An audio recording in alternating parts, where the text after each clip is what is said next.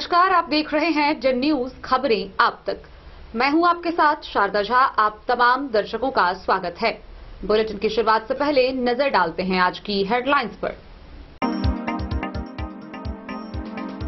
खुटौना के भारत नेपाल सीमा पर लौकहा एसएसबी ने 55 कार्टून चाइनीज गैस लाइटर व इंदुलेखा ऑयल लदे एक ई रिक्शा के साथ 2 तस्करों को किया गिरफ्तार, किया लौकहा कस्टम के सुपुर्द।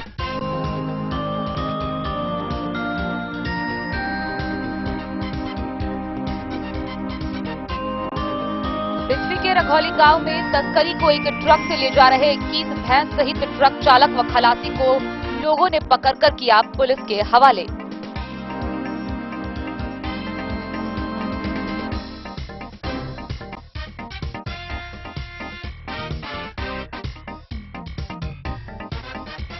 रेहका प्रखंड के मलंगिया गांव में बाइक व टेम्पो की हुई जोरदार टक्कर, 3 लोग गंभीर रूप से घायल।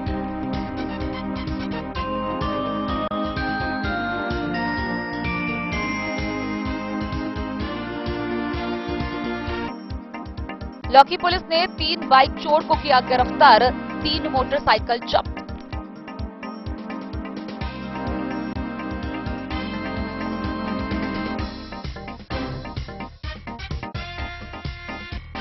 कोशी पुल के पास से 2 चोरी के बाइक से ले जा रहे 360 बोतल शराब के साथ रेहका थाना पुलिस ने 3 तस्कर को किया गिरफ्तार।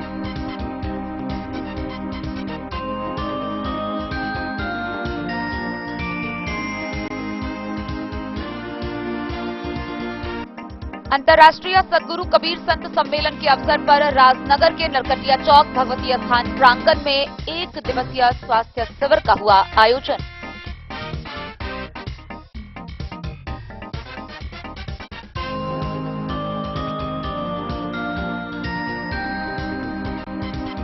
जयनगर के वाटरवेज चौक पर आरोग्य निकेतन मल्टी स्पेशलिटी हॉस्पिटल का हुआ शुभारंभ। एसडीपीओ, मुख्य पार्षद व डायरेक्टर ने किया संयुक्त।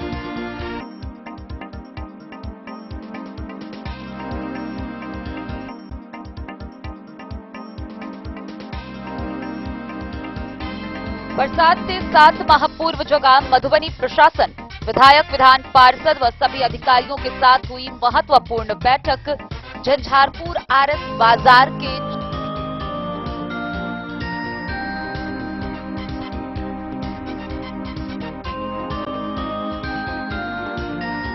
बिस्फी के हनुमान नगर गांव में परिवहन मंत्री शीला मंडल ने सेल्ता गारमेंट्स का फीता काटकर किया उद्घाटन।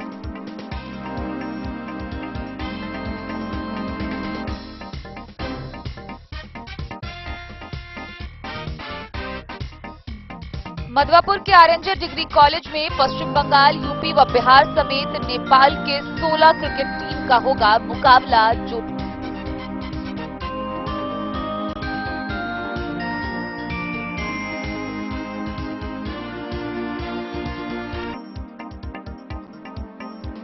और पड़ोसी राष्ट्र नेपाल के जनकपुर में विवाह पंचमी महोत्सव को लेकर जयनगर व नेपाली रेलवे स्टेशन पर श्रद्धालुओं की बढ़ रही भारी भीड़। ट्रेनों के परिचालन को लेकर नेपाली ट्रेन का होगा 2 बार दौरा।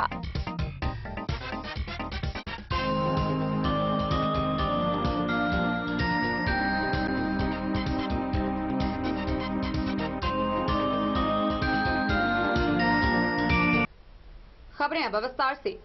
खुटौना के भारत नेपाल सीमा क्षेत्र से रविवार की अहले सुबह 2:45 पर लौकहा एसएसबी के द्वारा लाखों की तस्करी के सामानों को पकड़ा गया। इसके साथ ही तस्करों को भी गिरफ्तार किया गया। गौरतलब है कि लौकहा एसएसबी ने 55 कार्टून चाइनीज गैस लाइटर, एक ई रिक्शा जब्त किया। इसके साथ ही 2 तस्करों को गिरफ्तार किया। जब्त किए गए सामान व गिरफ्तार किए गए तस्कर को लौकहा कस्टम के सुपुर्द कर दिया गया। भारत नेपाल सीमा के स्तंभ संख्या 246 के 10 मीटर भारतीय सीमा में रविवार के अहले सुबह 2:45 पर 2 तस्कर 5 लाख रुपए के चाइनीज आइटम ई रिक्शा सहित प्रवेश कर रहा था, जिसे नाका लगाकर एसएसबी बल कर्मियों की मदद से धर दबोचा गया। जानकारी देते हुए 18वीं वाहिनी लौकहा ई कंपनी के इंस्पेक्टर राजकुमार ने बताया कि सूचना मिली थी कि भारत नेपाल सीमा से सटे लौकहा बॉर्डर से चाइनीज आइटम तस्करी होने वाला है, जिसके सत्यापन के बाद कार्रवाई की गई। एसएसबी ने ई रिक्शा से 45 कार्टून इंदुलेखा ब्रिंघा ऑयल, जिसकी कुल संख्या 1620 तथा 10 कार्टून चाइनीज गैस लाइटर, जिसकी कुल संख्या 10,000 बरामद की गई है।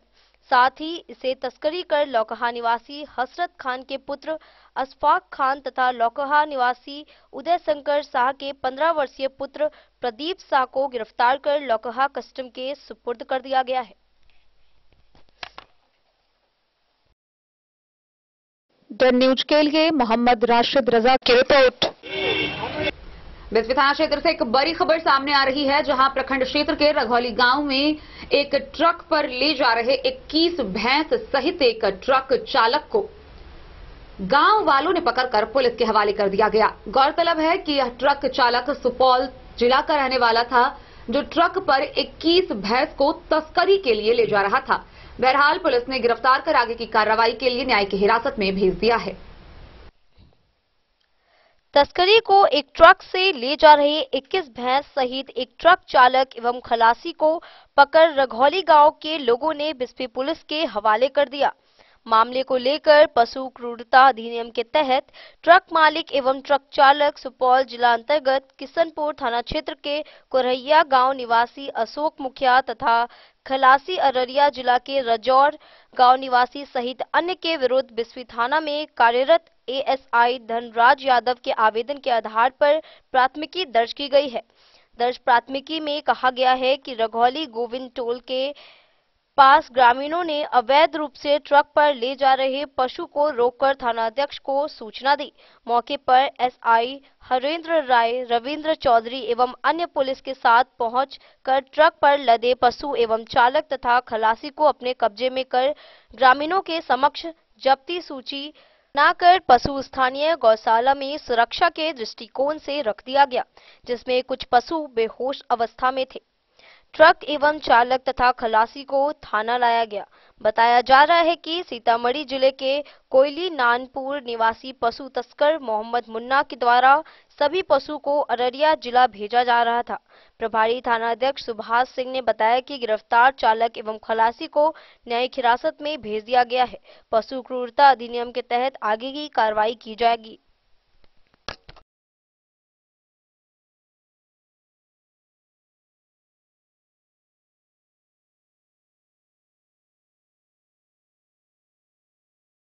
बिस्फी से सत्यनारायण यादव की रिपोर्ट।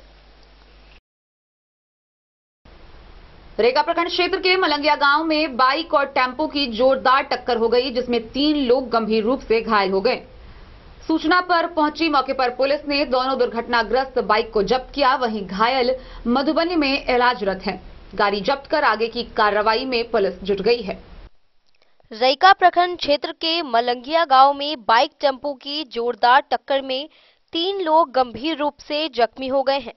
बताते चले कि मधुबनी रैयाम जाने वाली मुख्य मार्ग मलंगिया गांव में तेज रफ्तार टेम्पो बाइक में जोरदार टक्कर में बाइक सवार व टेम्पो चालक गंभीर रूप से जख्मी हो गए हैं। राहगीर सुगौना गांव निवासी रियासत अली उर्फ कल्लू ने स्थानीय ग्रामीणों के सहयोग से जख्मी को इलाज के लिए नजदीकी अस्पताल क्रिप्स में भर्ती कराया गया है, जबकि टेम्पो चालक को मधुबनी सदर अस्पताल में भर्ती कराया गया है। स्थानीय ग्रामीणों ने बताया कि जख्मियों की हालत नाजुक बनी हुई है। वहीं बाइक सवार 2 व्यक्तियों की पहचान मधुबनी राम चौक निवासी नसरुल्लाह तथा फैयाज के रूप में बताया जा रहा है, जबकि टेम्पो चालक की खबर लिखे जाने तक पहचान नहीं हो सकी थी।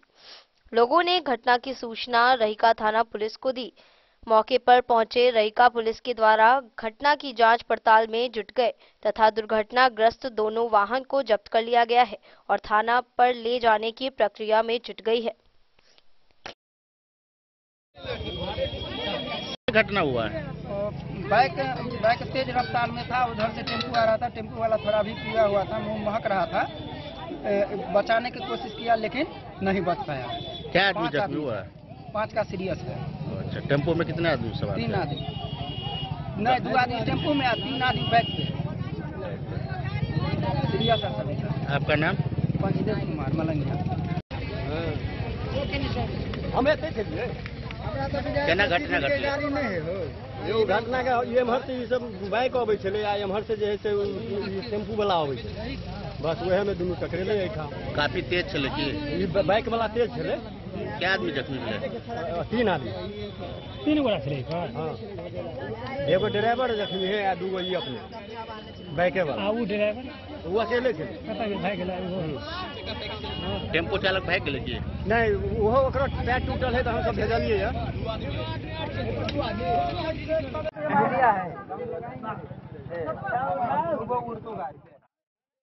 मधुबनी से फिरोज आलम की रिपोर्ट। खबरों का सिलसिला जारी रहेगा, जल्द ही लौटेंगे एक छोटे से ब्रेक के बाद। आप बने रहिए हमारे साथ। वीरेंद्र तिलकुट वाला, जहां पाएंगे गया के मशहूर कारीगर द्वारा तिलकुट, मुरब्बा, खजूर, अमोट, रुमाली लच्छा, घी लच्छा, गजक, गुड़ मेवा, चीनी मेवा।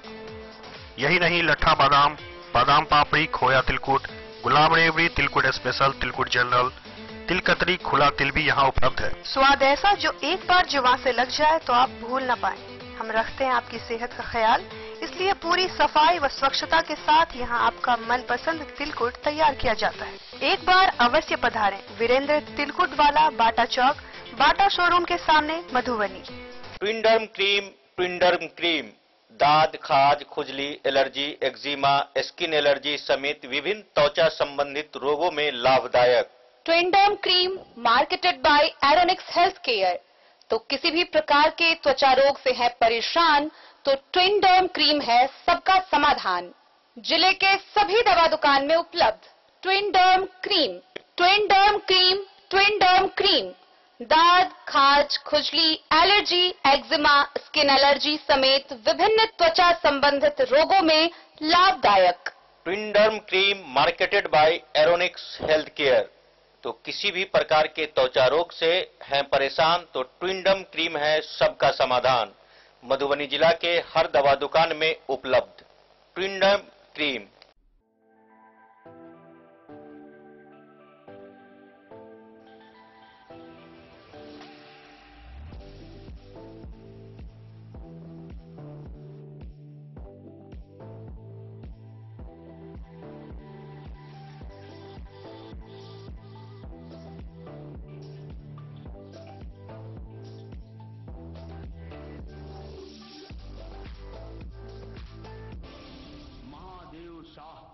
अमरनाथ प्रसाद ज्वेलर्स 916 हॉलमार्क ब्रांडेड गोल्ड एवं डायमंड ज्वेलरी शोरूम, गांधी चौक।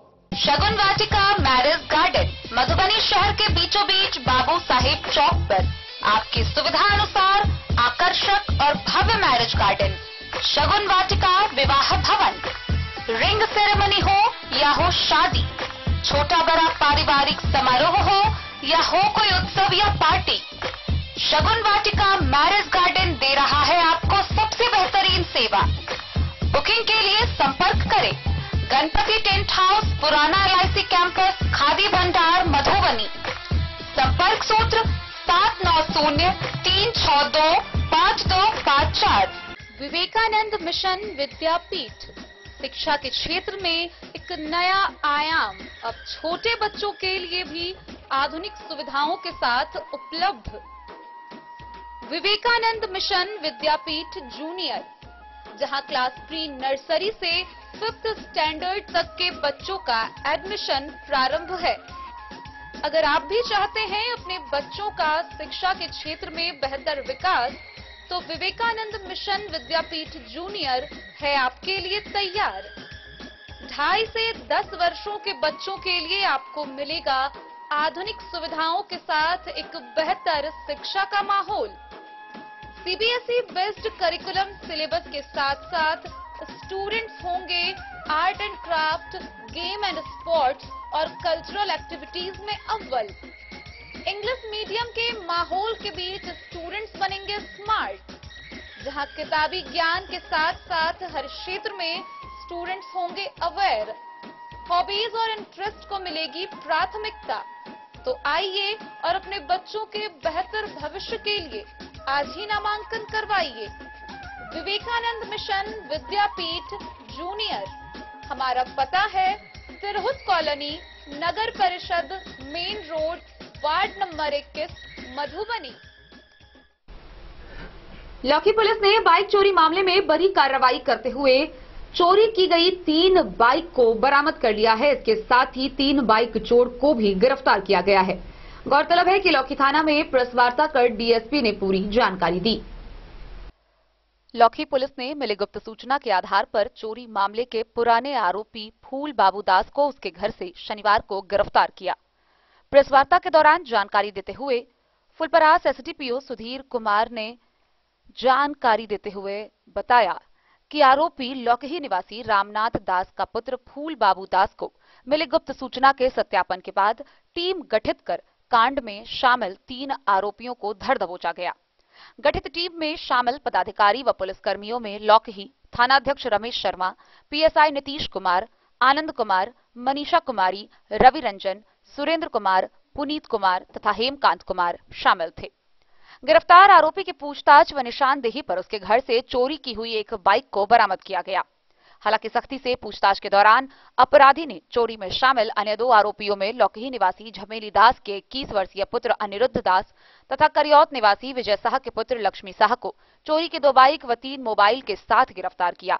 आगे उन्होंने बताया कि गिरफ्तार तीनों आरोपियों के विरुद्ध जिला के 13 थाना में चोरी और लूटपाट के मामले दर्ज हैं। गिरफ्तार बाइक चोर के दिए निशानदेही पर कार्रवाई की जा रही है, जिससे बाइक चोर गिरोह का जल्द खुलासा किया जाएगा। पर ही जो है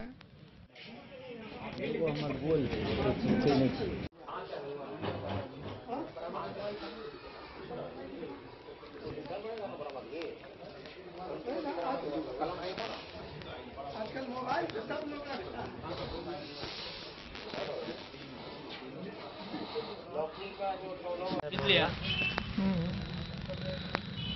कल 16 तारीख को गुप्त सूचना मिली थी कि लौकी थाना कांड संख्या 323 में जो अप्राथमिकी अभियुक्त फूल बाबू दास है वो अपने घर आया हुआ है। तो थाना अध्यक्ष उसका घर जो है वो लौकी में है और थाना अध्यक्ष को जब इस बात की सूचना मिली तो अपने टीम के साथ ये लोग वहाँ छापामारी करने के लिए गए तो वो अपने घर में उपस्थित मिला और उसे गिरफ्तार करके लाया गया। गिरफ्तारी के पश्चात जब उससे पूछताछ किया गया तो वो 2 अन्य व्यक्ति के बारे में बताया जो इसके साथ घटना में शामिल था। तो उसकी निशानदेही पर ही जो है एक अनिरुद्ध दास को पकड़ा गया और दूसरा व्यक्ति जो है लक्ष्मी शाह पेशर विजय शाह इसको करियौत से पकड़ा गया। और इसके साथ में जो है 3 मोटरसाइकिल पकड़ा गया है, जिसमें एक ग्लैमर मोटरसाइकिल है, 2 स्प्लेंडर मोटरसाइकिल है और तीनों के पास जो है एक मोबाइल यानी कुल 3 मोबाइल जो है बरामद किए गए हैं। और इससे जब पूछताछ किया गया है तो इसके द्वारा जो है कई कांडों में लगभग 13 कांडों में जो है ये जो घटना चोरी की घटना में जो है अपने आप को संलिप्त बताया है, जिसका डिटेल्स आप लोगों को मिल जाएगा। और इस टीम में हमारे थाना के जो हैं थाना अध्यक्ष रमेश कुमार हैं, नीतीश कुमार हैं, ठीक है, 2 प्रोबेशनर ऑफिसर हैं आनंद और मनीषा है, और सिपाही रवि रंजन कुमार, सुरेंद्र कुमार, पुनीत कुमार और हेमकांत कुमार। सर ये अपराधियों का आपराधिक इतिहास क्या रहा? इनका आपराधिक इतिहास अभी आपके पास जो है उपलब्ध करा दिया जाएगा। जैसे कि लौकी थाना में जो है पूर्व से 77-23 है, लौकी थाना में 217-23 है। कितने मामले सर लौकी थाना में? लौकी थाना में जो 1 2 3 4 5 मामले लौकी थाना में है, लूटपाट संबंधित चोरी से संबंधित हैं। फिर बाबूबढ़ी थाना में है, भपटियाही थाना में है, राघोपुर थाना में है, फूलपरास थाना में है। अभी तक जो है इनके द्वारा जो है ये जो कांड किए गए हैं इन थानों में। और पूछताछ में क्या लगा कि मुख्य आरोपी है जो बाइक चोरी के? हाँ, ये लोग जो है एक गैंग बना के जो है ठीक है घटना को अंजाम दे रहे थे। पुलिस कई दिनों से जो है एक सर्विलांस पर इन सबको लिए हुई थी और आज जाके जो है सफलता मिली है। हमारे थानाध्यक्ष और टेक्निकल टीम से भी सहयोग लिया गया था और इस कांड का जो है उद्भेदन किया जा रहा है। पूछताछ में अब तक कितने जो चोरियों का खुलासा किया उन्होंने? कितने बाइकों की चोरी हो चुकी है? अभी तक तो जो है 3 बाइक बरामद हुए हैं। अभी कुछ और जो है इनके निशानदेही पर हम लोग आगे काम करेंगे, तब जाके फिर अगले पीसी में आपको बता। डन न्यूज के लिए मोहम्मद राशिद रजा की रिपोर्ट। रहिका थाना की पुलिस ने समकालीन अभियान के तहत गुप्त सूचना के आधार पर सेरमा कोसी पुल के समीप से 360 बोतल शराब जब्त की है। इतना ही नहीं, पुलिस ने यह शराब चोरी की 2 बाइकों से जब्त की है। वहीं 2 तस्कर को भी गिरफ्तार किया गया है। चोरी की गई बाइक और जब्त शराब को बरामद कर गिरफ्तार किए गए तस्करों की पहचान कर आगे की कार्रवाई के लिए न्यायिक हिरासत में भेजा गया है। रहिका थाना पुलिस ने गुप्त सूचना के आधार पर समकालीन अभियान के तहत रहिका थाना क्षेत्र के सेरमा कोशी पुल पर 2 चोरी के मोटरसाइकिल से 360 बोतल देशी नेपाली शराब बरामद कर 3 शराब तस्कर को गिरफ्तार किया। पुलिस निरीक्षक सह थानाध्यक्ष रहिका के राजकिशोर कुमार ने जानकारी देते हुए बताया कि गुप्त सूचना मिली कि 2 मोटरसाइकिल पर शराब की खेप लेकर जा रहा है। सूचना की सत्यापन बताए जगह पर पहुंचे और 2 बाइक पर सवार 3 शराब तस्कर को 360 बोतल शराब के साथ हिरासत में ले लिया गया। हिरासत में लिए शराब तस्कर की पहचान दतवार गांव निवासी मातवार महतो के पुत्र रमन महतो, विनोद महतो के पुत्र सुनील कुमार महतो, तीसरा झालू मंडल का पुत्र कन्हैया मंडल, तीनों खजौली थाना क्षेत्र का निवासी है। गिरफ्तार तीनों शराब तस्कर शराब मामले में जेल भी जा चुका है। तीनों व्यक्तियों के विरुद्ध उत्पाद मद्य निषेध अधिनियम के अंतर्गत प्राथमिकी दर्ज कर न्यायिक हिरासत में लेने हेतु व्यवहार न्यायालय मधुबनी भेज दिया गया। मधुबनी से फिरोज आलम की रिपोर्ट।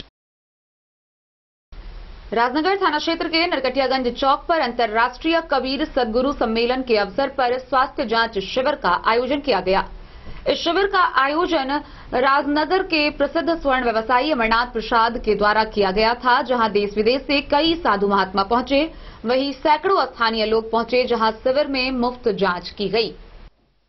राजनगर प्रखंड क्षेत्र अंतर्गत नरकटिया चौक भगवती स्थान के प्रांगण में शनिवार की देर शाम अंतर्राष्ट्रीय सदगुरु कबीर संत सम्मेलन के अवसर पर 1 दिवसीय स्वास्थ्य शिविर का आयोजन राजनगर के व्यवसायी अमरनाथ प्रसाद के सौजन्य से किया गया। इसके मुख्य अतिथि पूर्व मंत्री सह विधायक रामप्रीत पासवान, विशिष्ट अतिथि सुखदेव साह रोहौली, अमरनाथ प्रसाद, भोलानाथ प्रसाद, सुरेंद्र दास, बलराम दास, राम आशीष पासवान, अध्यक्ष महात्मा परमेश्वर साहब, आयोजक कलिका प्रसाद सिंह अधिवक्ता, संयोजक सहमंच संचालन संत फेकू यादव, रोसरा सरकार समेत अन्य ने कार्यक्रम में दीप प्रज्वलित कर विधिवत शुभारंभ किया। इस मौके पर आयोजक के द्वारा सभी अतिथियों को संत महात्मा को चादर पुष्पमाला से सम्मानित किया गया। कार्यक्रम की शुरुआत संत सदगुरु कबीर की गुरु वंदना से की गई। स्वास्थ्य शिविर में दर्जन भर विभिन्न प्रकार के मरीजों को फ्री चेकअप, मुफ्त दवा में वितरण किया गया। इस अवसर पर महात्मा रीतलाल साहब, कुसुमलाल साहब, सतेंद्र साहब, हरि साहब समेत कई अन्य देश विदेश व अन्य राज्यों के संत महात्मा समागम में पहुंचे। भारी संख्या में स्थानीय लोग उपस्थित थे।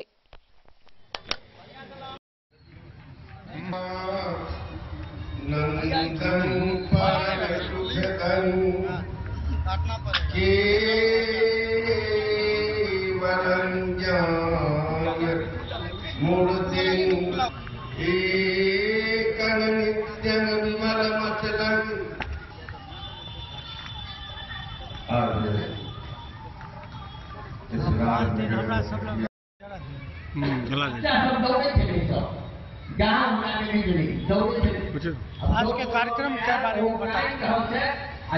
बहुत ही सौभाग्य का विषय है।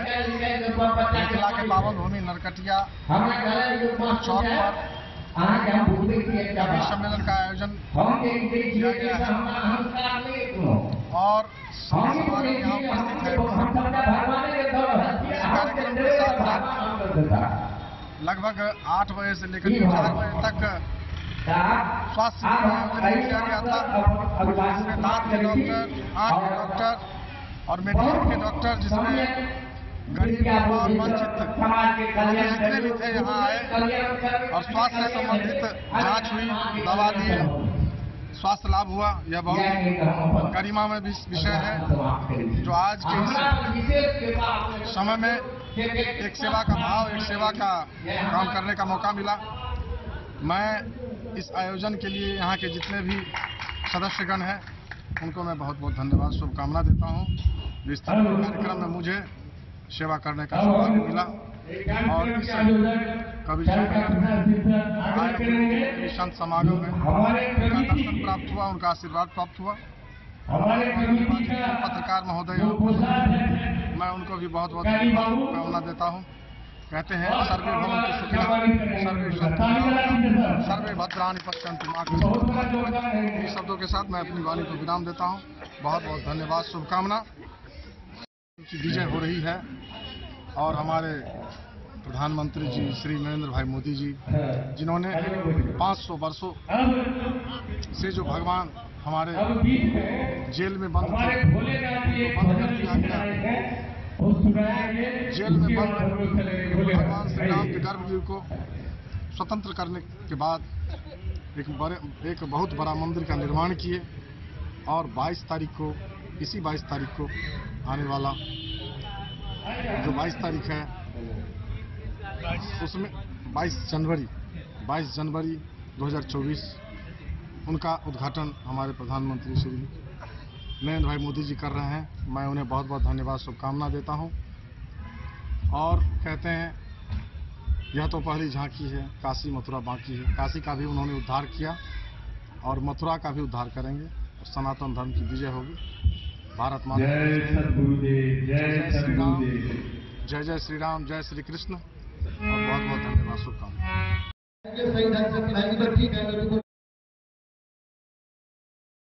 राजनगर से सुजीत गुप्ता की रिपोर्ट।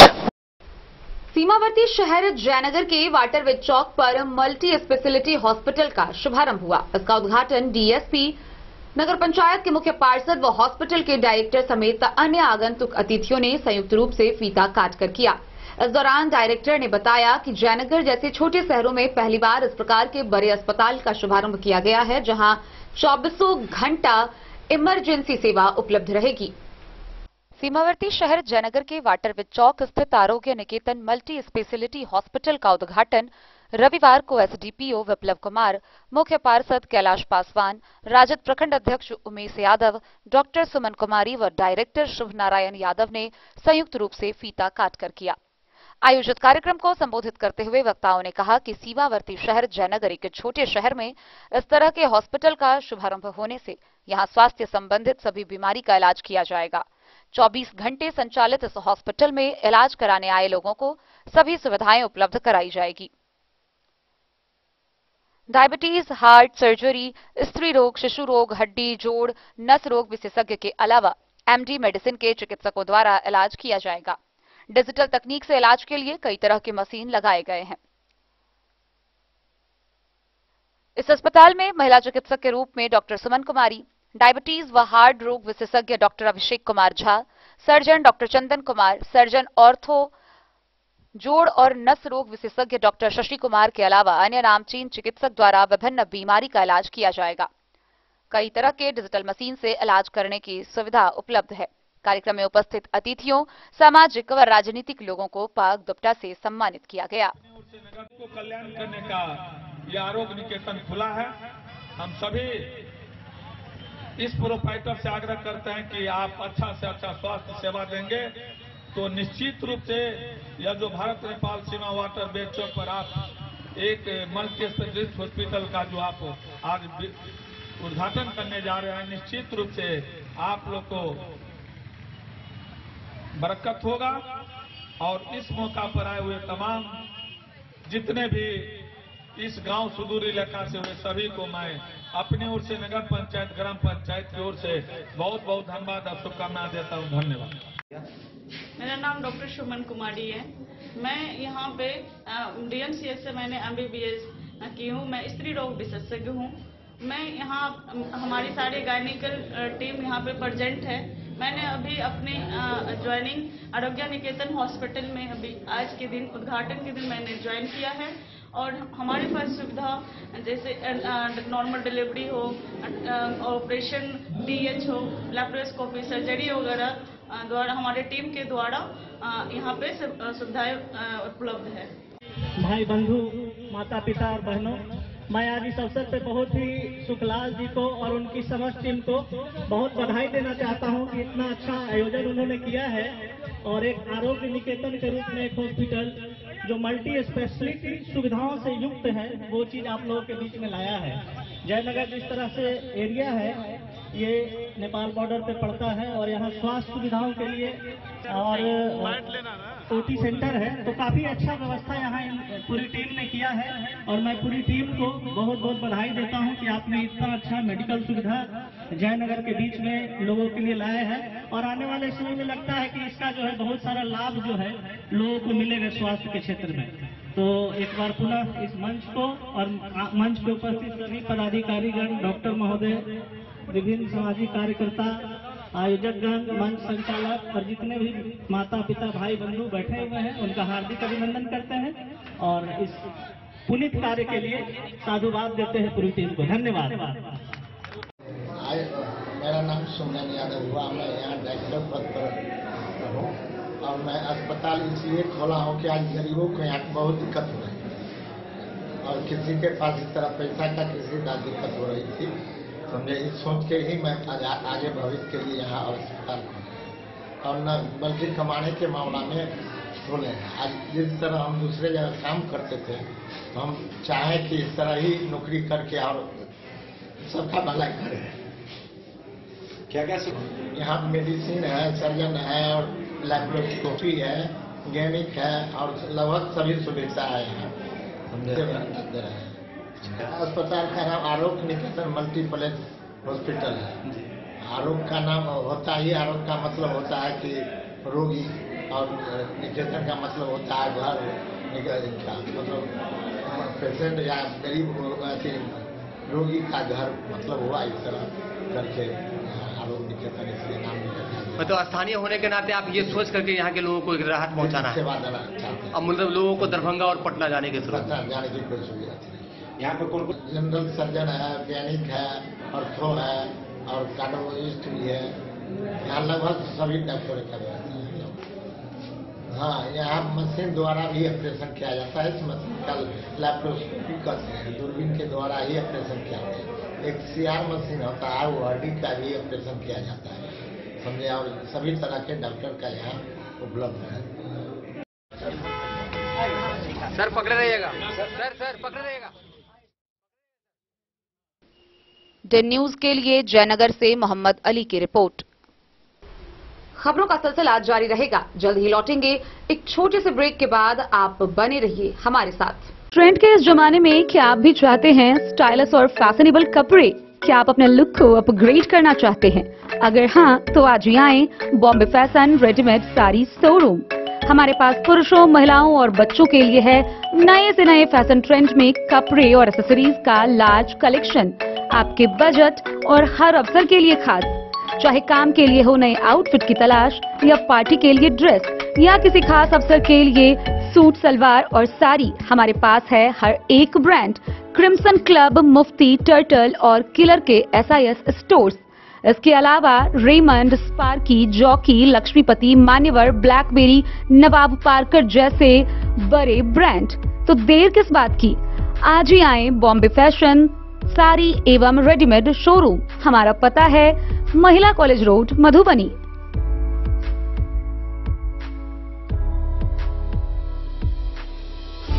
अगर है आपको सोने, चांदी या हीरे के आभूषणों की तलाश, तो आज ही आए लाल बाबू ज्वेलर्स, महिला कॉलेज रोड, मधुबनी। मिथिलांचल में 100 वर्ष से अधिक की विरासत और आपकी सेवा में हर आभूषण पर हॉलमार्क उपलब्ध है। हर अवसर के लिए आभूषण, शादी हो, पार्टी हो, त्योहार हो, आपके बजट में और आपके डिजाइन के अनुसार। तो आज ही हमारी ज्वेलरी शॉप पर आएं और अपने प्रियजनों के लिए खरीदे खूबसूरत आभूषण।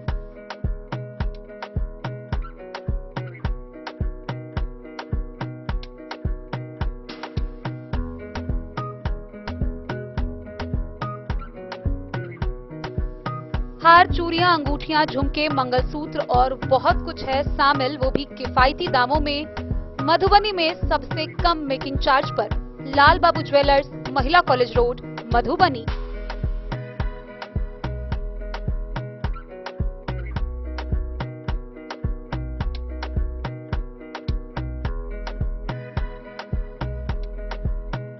झंझारपुर के विधायक नीतीश मिश्रा, मधुबनी के उप विकास आयुक्त विशाल राज, जिला परिषद अंबिका गुलाब यादव समेत कई विधायक विधान पार्षदों के साथ वरीय पदाधिकारियों की एक महत्वपूर्ण बैठक हुई और इस बैठक के बाद अब झंझारपुर आरएसओपी में रहने वाले लोगों के लिए एक बड़ी राहत की खबर है।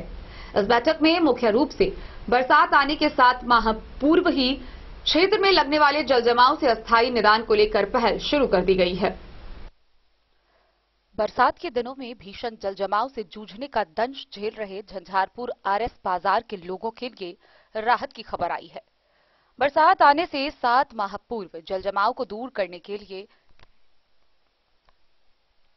व इसके अस्थायी निदान निकालने के लिए गंभीर पहल की गई है। झंझारपुर के विधायक नीतीश मिश्रा के साथ डीसीसी, विधान परिषद अंबिका गुलाब यादव व तमाम अधिकारियों की एक महत्वपूर्ण बैठक हुई। बैठक में संपूर्ण नगर क्षेत्र, विशेषकर झंझारपुर आरएस बाजार क्षेत्र में लगने वाले भीषण जल जमाव पर गंभीर चर्चा की गई। तत्काल एवं अस्थायी जल जमाव दूर करने की अलग अलग योजना पर चर्चा की गई। इसके अलावा अतिक्रमण, सड़क निर्माण, नगर परिषद के तालाब, बस स्टैंड, चट्टी बट्टी, सड़क पर वृक्ष, कमला नदी के बालू पर लगी रोक पर भी चर्चा की गई। इस बैठक में नीतीश मिश्रा ने शुरुआत से लेकर अंत तक झंझारपुर शहर के बदल रहे परिदृश्य पर चर्चा की। उन्होंने कहा कि पूर्व डीएम शीर्षद कपिल अशोक सहित 3 डीएम इस मामले में गंभीर बैठक कर चुके हैं। आज की यह बैठक महत्वपूर्ण इसलिए हो जाती है कि वर्षा ऋतु से 7 माह पहले यह हो रही है। तत्काल निदान में वर्तमान पंप की कैपेसिटी 65 केवी से बढ़ाकर 100 केवी करने का निर्णय हुआ। जल निकासी के पाइप का रेडियस भी बढ़ाया जाएगा। इस मामले में रेलवे एवं फ्लड कंट्रोल डिवीजन व नगर परिषद के अभियंता 15 दिसंबर को पाइपलाइन जाने के रास्ते पर सर्वे किए। विधायक ने कहा कि अस्थायी निदान के लिए किसी प्रकार की योजना बनाने से पहले सैटेलाइट मैपिंग जरूरी है, जिससे नेचुरल ड्रेनेज व अतिक्रमण के अलावा जलजमाव क्षेत्र व वाटर लेवल का ठीक से पता चलेगा। सैटेलाइट मैपिंग के बाद स्ट्रॉम ड्रेनेज सिस्टम बनाने के लिए वुडको को डीपीआर बनाने के लिए पत्र लिखे जाने का निर्णय लिया गया। डीडीसी विशाल राज ने बताया कि डीपीआर कितनी राशि की बनकर आती है यह अभी तय नहीं है, लेकिन अतिक्रमण को हटाकर एक गंभीर कार्य योजना बनेगी। उन्होंने बताया कि सैटेलाइट के क्रिस्टल मैपिंग से कई बातें स्पष्ट रूप से सामने आएगी। कार्य योजना बनाने में बेहतर बनेगा, नेचुरल ड्रेनेज सिस्टम भी दिखेगा और पुराना बिजनेस सिस्टम भी नजरों के सामने रहेगा। बैठक में अन्य बातों के अलावा नगर परिषद के 46 पोखड़ बस स्टैंड को नगर परिषद के क्षेत्र में देने की भी चर्चा की गई।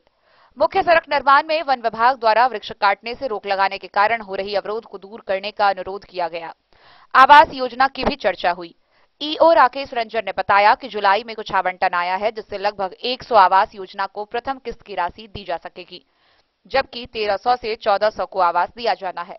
जुलाई में फंड आने के बाद सितंबर तक आवास की राशि भेजने का कारण ईओ ने कहा कि पीएनबी से एसबीआई में फंड खाता ट्रांसफर होने के कारण कुछ टेक्निकल बातें हुई है जो अब दूर हो गई है, जल्द भेजा जाएगा। बैठक में मदरसा चौक व थाना चौक पर जल निकासी के लिए मुख्य सड़क में ह्यूम पाइप लगाने के अलावा मुख्यतः जल जमाव पर ही चर्चा हुई। झंझारपुर से सरफराज सिद्दीकी की रिपोर्ट।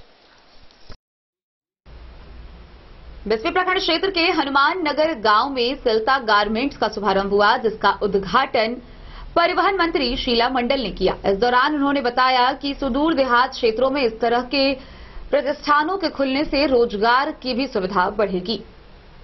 बिस्फी प्रखंड क्षेत्र के हनुमान नगर गांव में सिल्ता गारमेंट्स का उद्घाटन मुख्य अतिथि के रूप में मौजूद परिवहन मंत्री शीला मंडल ने फीता काटकर किया।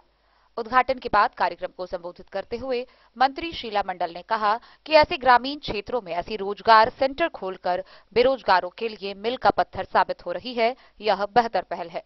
खासकर महिलाओं व युवतियों एवं युवाओं को इसका लाभ उठाकर अपनी बेरोजगारी को दूर कर उज्जवल भविष्य का निर्माण करना चाहिए।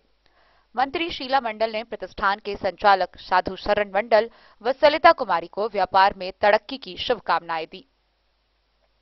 वहीं साधु शरण मंडल ने बताया कि यहाँ पर अत्याधुनिक मशीनों से शर्ट व स्कूलों से जुड़ी कई प्रकार के कपड़ों की समुचित व्यवस्था की गई है।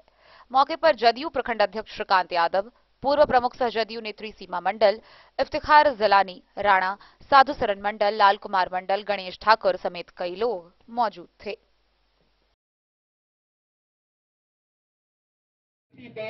मैं कोटि कोटि नमन करते हुए और स्वागत करते हुए जी सबसे पहले तो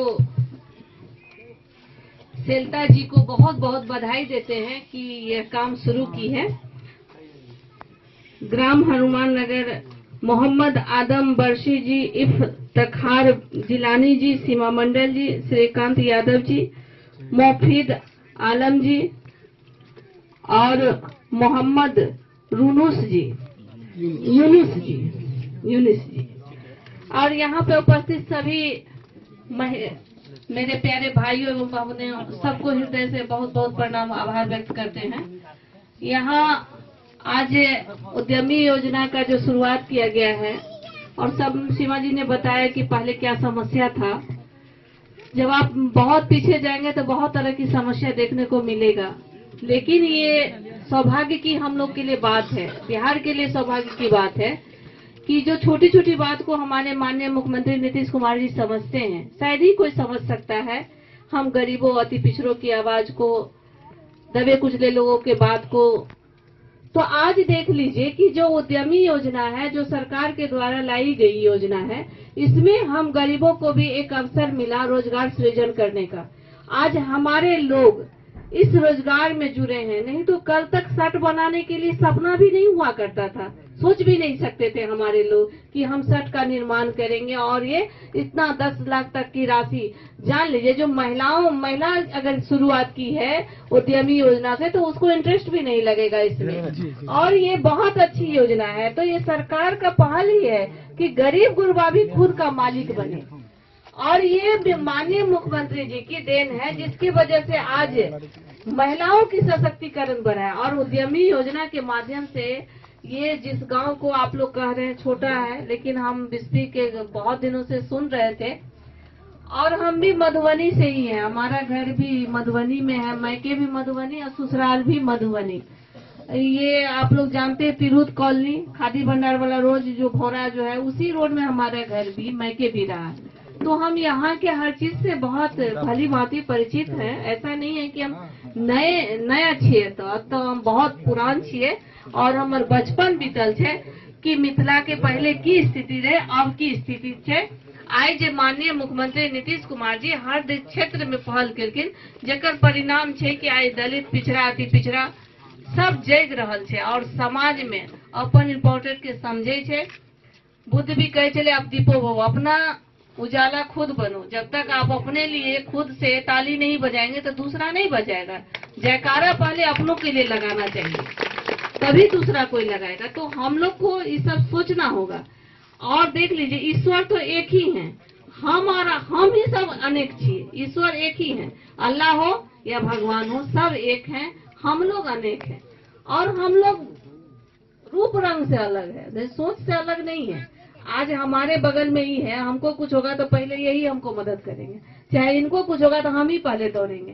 तो हम लोग विचार से अलग नहीं होते, बस खाली जो पहनावा ओढ़ावा है उससे हम लोग भिन्नता दिखते। तो ईश्वर, अल्लाह, ईश्वर सब एक है और हम लोग उन्हीं के संतान है, सब लोग सोचिए तो। और इस बात को हमारे माननीय मुख्यमंत्री जी कभी नहीं सोचते, उनके अंदर ये सब भावना नहीं है कि हम किसके लिए काम करें, किसके लिए नहीं करें। वो सभी वर्गों के लिए काम करते हैं, जिसमें हिंदू भी हैं, मुस्लिम भी हैं, सिख भी हैं, ईसाई भी हैं, और जो भी लोग हैं सभी वर्गों के, सवर्ण वर्ग के भी हो, अति पिछड़ा भी हो, दलित भी हो, महादलित हो, अनुसूचित जनजाति हो, जनजाति, सबके लिए वो काम करते हैं। उनके अंदर अभी देखिए, अभी 500 से अधिक योजना चल रहा है सरकार का। उसका ऐसा थोड़े कि पर्टिकुलर कोई व्यक्ति विशेष के लिए नहीं है, ये योजना सभी के लिए है। आज देख लीजिए, कल तक हम लोग को सपना हुआ करता था कि बिजली बॉल बत्ती हमरा सब जलबे नहीं चलिए, स्विच देखे चलिए, नहीं न देखे चलिए। आए अपना सब गाँव घर में, चाहे वो गरीब के झोपड़ी हो चाहे महल हो, सब जगह की छे बॉल बत्ती लगल छे, सब कोई के पंखा लाइट सब जगह छे। तो ये सब जे सोच कहलखिन कि 5 साल के अंदर जो उनका जो पहला था 7 निश्चय योजना, उसके तहत कहा गया कि हर घर हम बिजली पहुंचाने का काम करेंगे। तो उन्होंने जो कहा उसको करके दिखाया। आज देख लीजिए कि हर घर में आप तो गांव घर भी लगेगा, आने वाले दिनों में जब स्ट्रीट लाइट लग जाएगा तो ये शहर जैसा दिखेगा। तो सब कुछ शहर को बड़ा बढ़िया बना लेना बड़ी बात नहीं है। और दूसरे लोग जो हैं विपक्षी लोग, वो लोग कहते हैं कि हमको स्मार्ट शहर चाहिए। तो हम लोग को स्मार्ट शहर नहीं चाहिए, हम लोग को स्मार्ट गांव चाहिए। हमारे माननीय मुख्यमंत्री चाहते हैं कि हम लोग का स्मार्ट गांव हो, हमारे बच्चे पढ़े। आज देख लीजिए बहुत अच्छा लगता है। कल तक हम लोग जिस समय पढ़ते थे, तुम लोग जान लो, बेटी सब यहाँ खड़ी है तो तुम लोग भी बुझ लो कि जब हम लोग स्कूल जाते थे तो स्कूल नहीं नजदीक में होता था, 10-10 किलोमीटर 5-5 किलोमीटर पे स्कूल था। मतलब पढ़ नहीं पाता था आदमी। बहुत सारे घर में बच्चियां दूसरा चौथा पढ़ने के बाद वो नहीं पढ़ पाती थी, क्योंकि उसके साथ बहुत समस्या था। सबसे पहले था एक तो गरीबी हम लोग का था कि हमारे बच्चे को उतना अच्छा पोशाक नहीं होता था, कपड़ा ढंग का नहीं होता था, तो हमारे बच्चे नहीं जा पाते थे। तो हमारे माननीय मुख्यमंत्री जी ने समझा कि क्या कारण है कि गरीब का बच्चा 7वां 8वां भी नहीं पढ़ पाता है, इंटर नहीं कर पाता है, मैट्रिक नहीं कर पाता है। तो उन्होंने क्या किया, पोशाक योजना शुरू किया। साइकिल जो दूरी था उसको साइकिल योजना दिया। अब देखो कि अब सब जगह प्रखंड हो, पंचायत हो, गांव गांव में स्कूल खुल गया है। ये जो क्रांति हुआ, मौन क्रांति, इसका परिणाम है। आज देखिए यहाँ पर भी महिलाएं बोल रही है, बेटी सब खड़ा होकर सुन रही है, चमक रही है सब। अब महिला सब यहाँ पर है, सब कोई छिए। तो पहले निकले चलिए कोई निकले चलिए दलान में से निकले चलिए अपना सब खास जे करे छले हन तो अपना सब कतऽ भाग जाए चलिए, फिर आंगने में घुस जाए चलिए, चौपटों से बाहर नहीं हो चलिए कोई। लेकिन आए देख लियो कि हम सब आंगन से आंगन बारी जाए छिए और विभागो जाए छिए, मंचों में जाए छिए, सभा में भी सुनबो करे छिए, मंच में भाषण दै छिए। तो ये के केलकै? बिस्फी से सत्यनारायण यादव की रिपोर्ट। मधवापुर प्रखंड के आरएनजे इंटर कॉलेज के मैदान में 16 क्रिकेट टीम के मुकाबला की तैयारी शुरू कर दी गई है। गौरतलब है कि इस दिसंबर माह में मधवापुर प्रखंड के आरएनजे डिग्री कॉलेज मैदान परिसर में वीर शिवाजी T20 क्रिकेट टूर्नामेंट का भव्य आयोजन किया जाना है। इस आयोजन में राज्य व राज्य से बाहर कुल 16 क्रिकेट टीम भाग लेंगी, जहां उनके बीच रोमांचक मुकाबला होगा।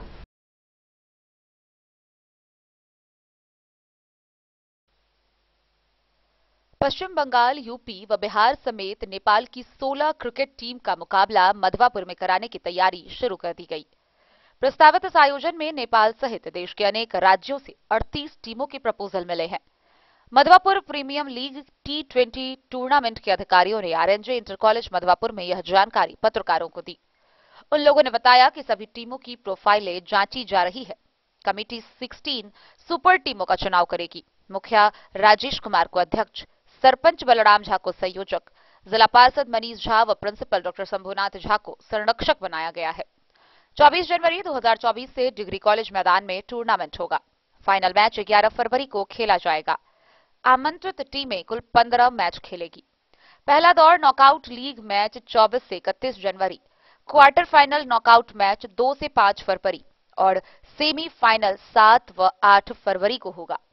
मीडिया प्रभारी प्रभु मिश्रा, प्रवक्ता राकेश नायक, उपाध्यक्ष अशोक मिश्र, सचिव गब्बर सिंह, उप सचिव प्रभात रंजन गुप्ता, उप कोषाध्यक्ष नरेश पासवान, विकास चंद्र मौके पर मौजूद थे। 24 जनवरी से हम लोग प्रारंभ करेंगे। जो कर सभी क्रिकेट प्रेमियों का MPL सीजन 2024 का दमदार उद्घाटन 24 जनवरी 2024 से होने जा रहा है। सभी क्रिकेट प्रेमी से आग्रह निवेदन है कि आप लोग ससमय आवे और क्रिकेट का आनंद लें।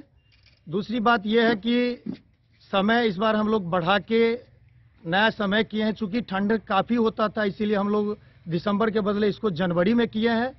और MPL के सभी पदाधिकारी तन मन धन से आप लोगों की सेवा में खेल प्रेमियों की भावना को देखते हुए ये समय तय किया है। बहुत बहुत धन्यवाद।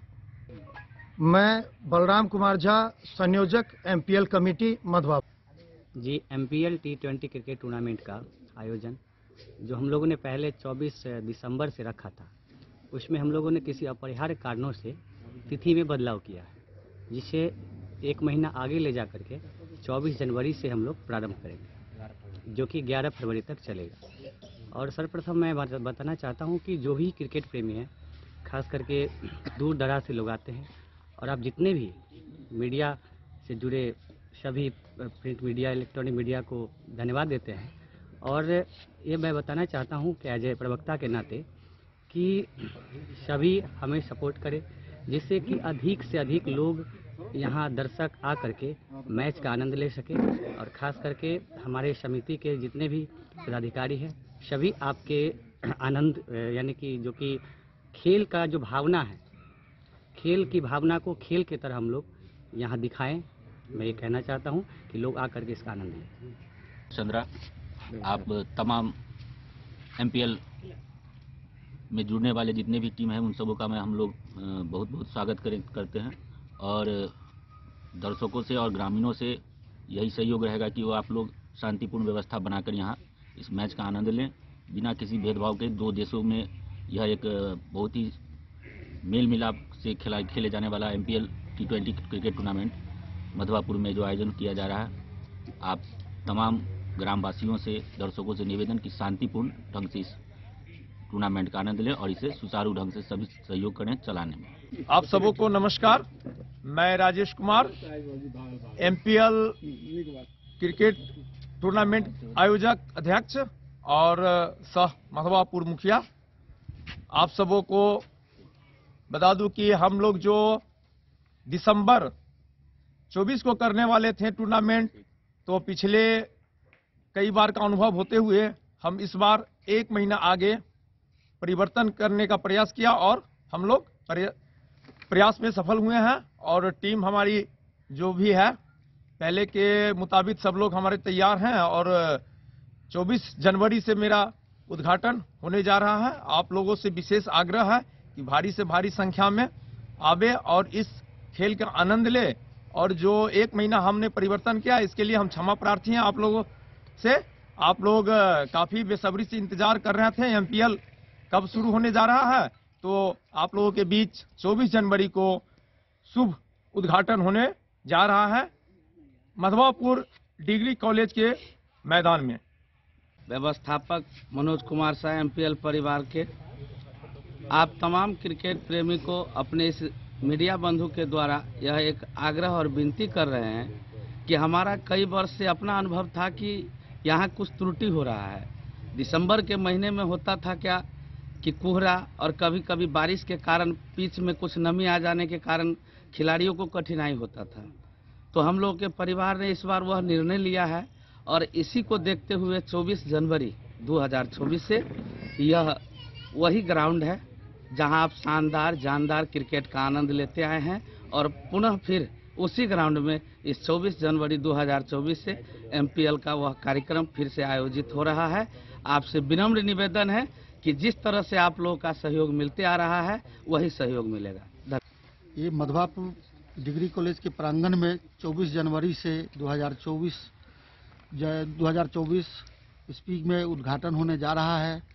MPL T20 टूर्नामेंट में हमारे जितने भी गार्जियन हैं उन सभी से आग्रह है कि आप आके यहाँ हम लोग के मनोबल बढ़ावे और खेल का आनंद ले, क्योंकि हमारे बेनीपट्टी अनुमंडल में प्रथम जगह है मधवापुर, जहाँ नेपाल से, UP से, मुजफ्फरपुर से, जगह जगह से खिलाड़ी गण आते हैं और यहाँ पे मंत्री गण आते हैं, विधायक गण आते हैं, हमारे गार्जियन सब आके टूर्नामेंट को उद्घाटन करते हैं। बहुत ही आनंदित बात है और ये चर्चा का विषय है कि मधवापुर में क्रिकेट लगभग 10 साल से ऊपर से ही होते आ रहा है और इस बार डिग्री कॉलेज के प्रांगण में होगा।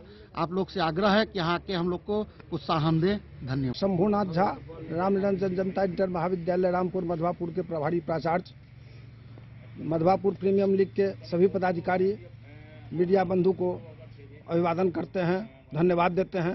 इन लोगों ने लगातार टूर्नामेंट विगत 7 वर्षों से किया है।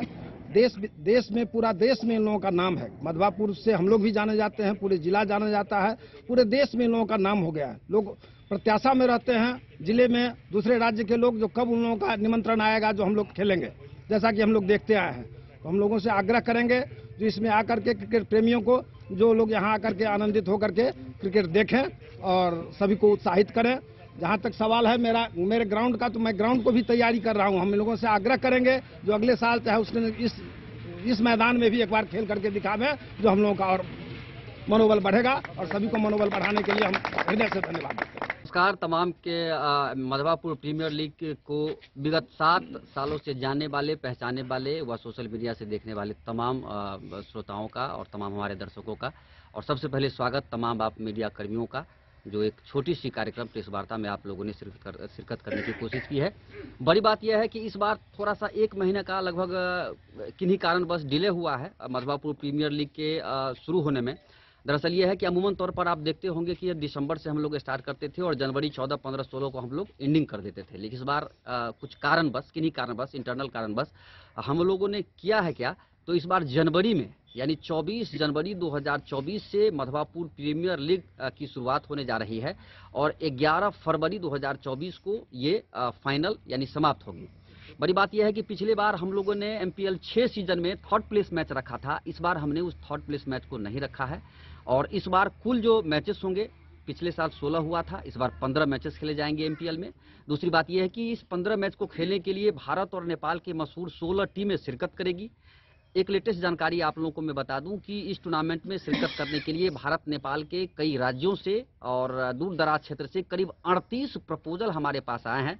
लेकिन चूंकि जो एक कार्यक्रम बनता है MPL का, उसमें 16 टीमें ही अंतिम चरण में प्रवेश कर पाएगी, तो उसका अनाउंसमेंट हम लोग करेंगे। हो सकता है कि इस सप्ताह के आखिरी में हम लोग इसको जो है सो जानकारी आप लोगों को देने की कोशिश करेंगे। बहरहाल हमारे साथ हमारे बगल में बैठे हैं मधवापुर क्षेत्र नंबर 4 के जीत प्रतिनिधि मनीष कुमार झा जी, जो कि हमारे MPL के संरक्षक रहे हैं। तो आइए इनसे भी कुछ हम लोग जाने। कुमार मिश्रा, MPL कमेटी का उपाध्यक्ष होने के नाते आप समस्त क्रिकेट प्रेमियों को हार्दिक अभिनंदन एवं स्वागत करता हूं।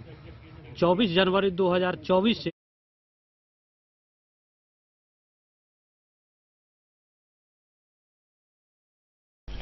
मधवापुर से शत्रुमर्दन कुमार की रिपोर्ट।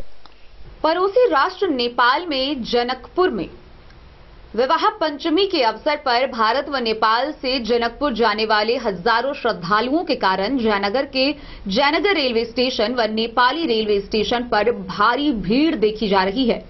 वहीं विवाह पंचमी के अगले दिन इस भीड़ को देखते हुए मंगलवार व सोमवार को ट्रेन परिचालन का समय निर्धारण किया गया है। गौरतलब है कि नेपाली 2 ट्रेनों को जोड़कर श्रद्धालुओं की भारी संख्या को देखते हुए उन्हें सुविधा प्रदान करने के लिए ट्रेनों का परिचालन होगा। पड़ोसी राष्ट्र नेपाल के जनकपुर में विवाह पंचमी महोत्सव को लेकर श्रद्धालुओं की भारी भीड़ को देखते हुए नेपाल रेलवे ने सोमवार व मंगलवार को जयनगर जनकपुर के बीच चलने वाली नेपाली ट्रेन का परिचालन ऑन टाइम करने का निर्णय लिया है। रविवार को नेपाल रेल के महाप्रबंधक निरंजन झा द्वारा जारी प्रेस विज्ञप्ति के अनुसार विवाह पंचमी महोत्सव में श्रद्धालुओं की भीड़ को देखते हुए सोमवार की शाम जनकपुर से बिजलपुरा व मंगलवार को बिजलपुरा से जनकपुर के बीच ट्रेन का परिचालन स्थगित किया गया है, जबकि मंगलवार की शाम से जयनगर से बिजलपुरा के बीच पूर्व की तरह ट्रेन परिचालन होगा। कोंकण रेलवे के DGM इनायत हुसैन ने बताया कि विवाह पंचमी महोत्सव में भारत से लोग नेपाली ट्रेन के माध्यम से जनकपुर तक की यात्रा की है। महोत्सव समाप्त होने पर श्रद्धालुओं के वापस होने पर नेपाल रेलवे ने सोमवार व मंगलवार को नेपाली ट्रेन का अतिरिक्त फेरा बढ़ाकर चलाया जाएगा। उन्होंने बताया कि श्रद्धालुओं की भारी भीड़ को देखते हुए दोनों रैक जोड़कर नेपाली ट्रेन का परिचालन किया जा रहा है। तो आज के इस बुलेटिन में फिलहाल इतना ही। कल फिर हाजिर होंगे नई खबरों के साथ। तब तक दीजिए पूरी टीम को इजाजत और मधुबनी की हर छोटी बड़ी खबरों के लिए देखते रहिए DIN न्यूज, खबरें आप तक। नमस्कार।